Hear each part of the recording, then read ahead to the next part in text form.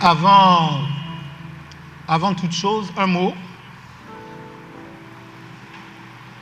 À vous, responsables et dignitaires, partenaires fidèles, amis de toute cette maison, et vous tous, croyants, venus de près et de loin, merci. Merci d'être là. Merci pour toutes les paroles agréables qui ont été dites au sujet de Dieu d'abord, et puis un peu aussi au sujet de moi. Merci d'avoir porté cette vision, parfois dans la lumière, souvent dans le silence. Ce que Dieu a bâti en 30 ans, il l'a bâti aussi à travers de votre fidélité. Aujourd'hui, je ne l'oublie pas, nous ne l'oublions pas, et pour cela nous rendons grâce à Dieu. Il y a un mot que je veux déposer dans vos esprits aujourd'hui, un seul mot. Un mot qui contient 30 années et qui contient aussi les 30 années qui viennent. Ce mot, c'est héritage. Écoutez-moi bien, nous ne sommes pas réunis ici pour fêter un anniversaire. Parce qu'un anniversaire regarde en arrière. Ce que Dieu fait aujourd'hui regarde en avant. Je voudrais, pour vous parler, m'appuyer premièrement sur le livre d'Habakkuk. Je lirai les 2 et 3e versets du chapitre 2. Il est écrit, l'Éternel m'adressa la parole et il dit, écris la prophétie, grave-la sur des tables afin qu'on la lise couramment. Car c'est une prophétie dont le temps est fixé. Elle marche vers son terme et elle ne mentira pas. Si elle tarde, attends-la, car elle s'accomplira certainement. Il y a 3 vérités qui gouvernent notre rassemblement. 3 seulement. J'aimerais que vous puissiez les retenir parce qu'elles sont l'ADN de notre maison.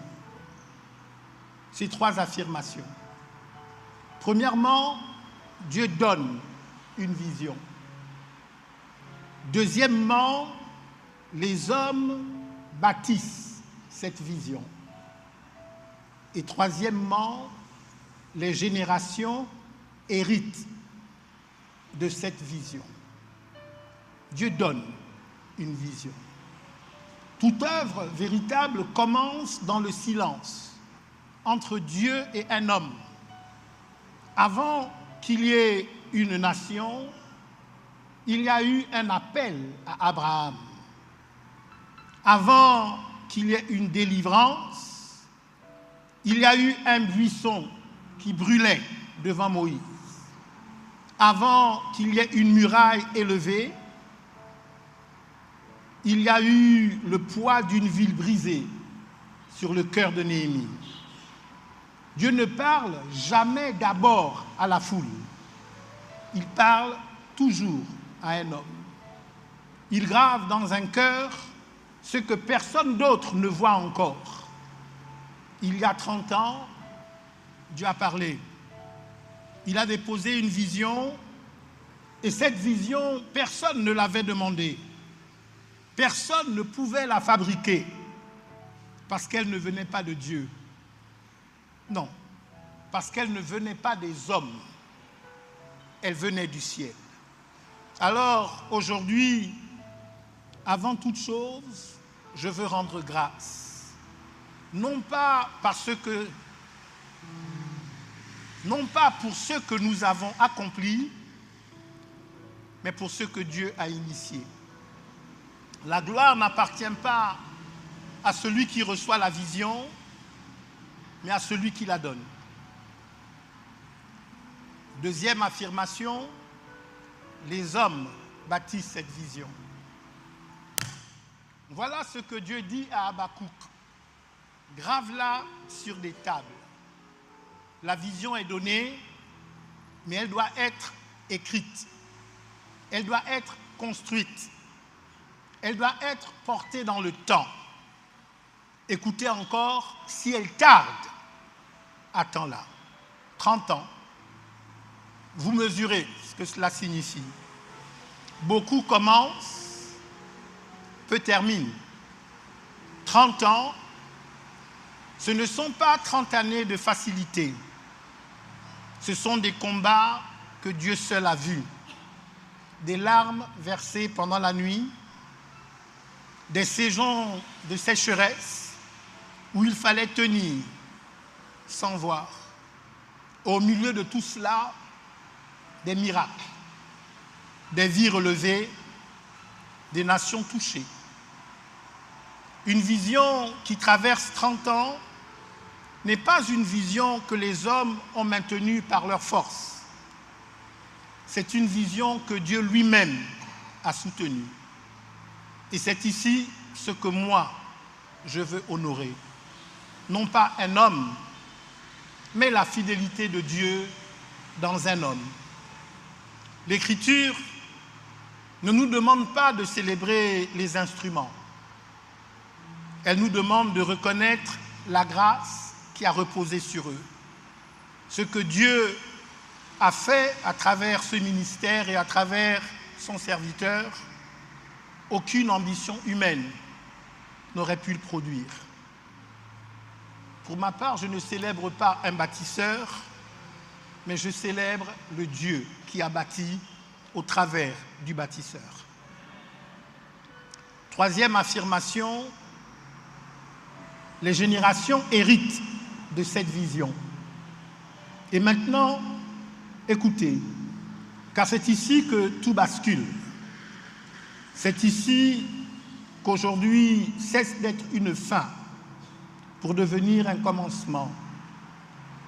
Paul écrit à Timothée, « Et ce que tu as entendu de moi, de Timothée 2, 2, et ce que tu as entendu de moi, en présence de beaucoup de témoins, confie-le à des hommes fidèles qui soient capables de l'enseigner aussi à d'autres. » Alors nous pouvons compter ensemble Paul, Timothée, des hommes fidèles, d'autres encore. 4 générations dans un seul verset. C'est ainsi que le royaume avance, non pas par la longévité d'un homme, mais par la transmission entre les générations. L'héritage donc n'est pas ce que nous recevons, l'héritage, c'est ce que nous transmettons. Aussi longtemps qu'une vision repose sur un seul homme, elle demeure fragile, car un homme est mortel. Mais le jour où une vision devient un héritage, elle devient plus grande que celui qui l'a portée. Elle cesse d'appartenir au fondateur. Elle appartient à tous ceux qui la porteront après lui. Voilà pourquoi ce 30e anniversaire n'est pas un sommet, c'est un seuil. Une vision qui vient de Dieu ne meurt jamais, elle devient un héritage. La question n'est donc plus, et je suis en train de terminer, qu'est-ce que Dieu a fait pendant 30 ans? La question devient, qui se lèvera pour porter cette vision pendant les 30 années qui viennent? Aujourd'hui, cette parole appelle une réponse. Non pas une émotion qui passe, mais une décision qui demeure. Que cette maison se lève et dise d'un seul cœur, après moi.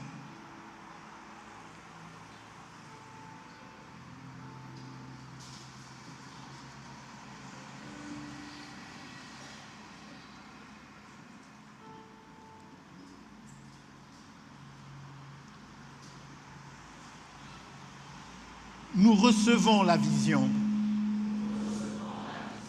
Nous la porterons et nous la transmettrons.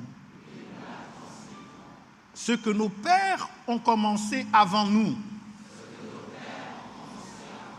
nous le continuerons. Et là où ils ont posé des fondations, nous bâtirons plus haut pour la gloire de Dieu. Amen. Tant que nous protégerons la vision, Dieu protégera l'héritage. Et tant que l'héritage sera fidèlement transmis, les nations continueront d'être transformées. Une vision qui vient de Dieu ne meurt jamais. Elle devient un héritage. Inclinons-nous dans la prière. Père, nous te rendons grâce. Merci pour hier, pour la vision que tu as donnée. Merci pour aujourd'hui, pour la fidélité que tu as manifestée. Aujourd'hui, nous te remercions. Surtout pour demain, pour l'héritage que tu vas transmettre. Lève une génération qui portera ce que ses pères ont commencé et qui ira plus loin qu'eux pour la gloire de ton nom. Que l'Éternel vous bénisse et vous garde et qu'il continue ce qu'il a commencé jusqu'au jour où le Christ vivant, apparaîtra.